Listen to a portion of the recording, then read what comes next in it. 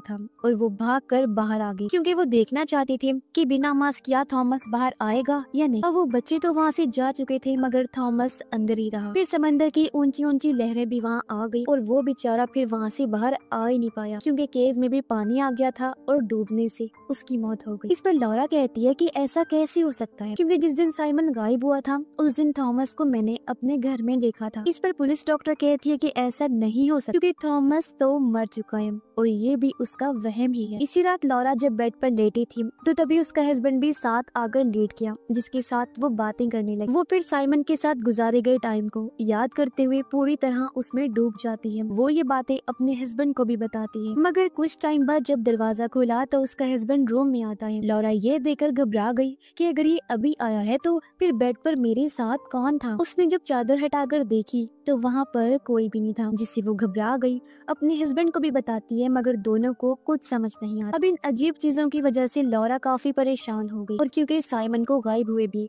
9 महीने हो गए थे इसलिए वो एक प्रोफेसर के पास जाती है जो साइकोलॉजिस्ट होते हैं। वो उन्हें साइमन की गायब होने के बाद की सारी चीजें बताती है जो भी उसके साथ हुआ था। यहाँ तक कि वो उन्हें थॉमस की मास्क का टुकड़ा भी देती है जो उसे तब मिला था जब उसने लॉरा को धक्का दिया था। उसकी सारी बातें सुनकर प्रोफेसर उसे एक मीडियम के पास जाने का कहते हैं यानी पैरानॉर्मल इन्वेस्टिगेटर के पास जो इन अजीब चीजों भूत आत्माओं की इन्वेस्टिगेशन करती है और भूतों से बात करके उन्हें भगाने का काम करती है। अगले ही दिन मीडियम अपनी पूरी तैयारी के साथ लॉरा के घर आ जाती है। वो एक अंधेरे कमरे में बैठकर घर की सारी आत्माओं से राब्ता करके उनसे बात करने की कोशिश करती है जबकि बाकी सब दूसरे कमरे से कैमरास के जरिए मीडियम को देख रहे थे। जहां मीडियम पूरे ऑर्फनेज को चेक करते हुए एक रूम में आ जाती है जहां उसे 5 ऑर्फन बच्चों की आवाजें सुनाई देती हैं जो मीडियम से रोते हुए मदद मांग रही थी। ऐसा लग रहा था जैसे वो बहुत ही बुरी हालत में हो। दूसरे रूम में बैठे बाकी लोग भी ऑडियो मशीन के जरिए बच्चों के रोने की आवाजें सुन पा रही थी। अब प्रोफेसर के कहने पर जब मीडियम उन बच्चों से